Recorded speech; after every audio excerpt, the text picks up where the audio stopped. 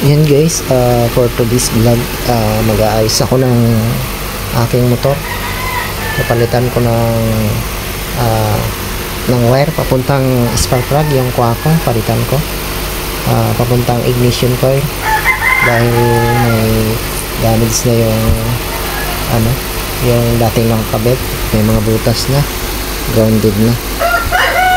Tapos papalitan ko rin guys yung susian ng motor ko kasi yung susi ko ay nalaglag. Yan, papalitan ko pati yung lalagyan ng susi.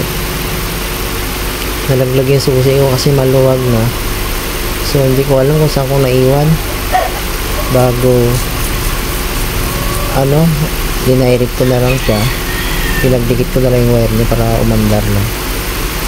Kasi yung pagkawala, hindi ko na alam guys kung paano patayin.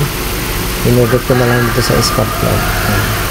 So ngayon bumili ako ng pamalit na susian para hindi ako mahirapan magpaandar,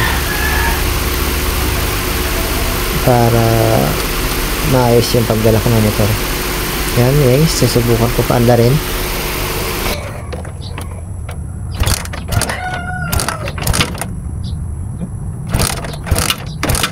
Lulong ko kasi nabasa kagabi ng ulan, nabasa yung mga wirings, kaya hirap paandarin. So na to guys, wala na siyang starter. Yung ismas ko na to, ginagawa ko kasi dati sa mekaniko, pinahuyan, tinanggalan ng pisa para sa starter, kaya isipa na lang, kaya no choice, sipa ka lang talaga para umanda. Napaandar ko na rin. Yan, nabasa kasi ng ulan kagabi, hindi ko na isilong. Ayan, umandar na siya guys.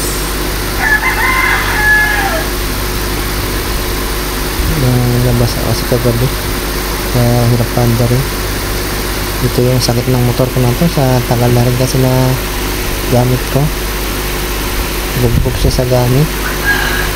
Dahil ko saan ko siya na dadala. Guys, hirapan ako magsipa dahil isa lang yung paa ko, kaya tiis na lang talaga. Wala na starter, wala kang pangkuha ng bago na motor, kaya tiis na lang muna dito kahit luma na yung motor ko, kasi may pupuntahan ako, kailangan ko siyang mapaandar.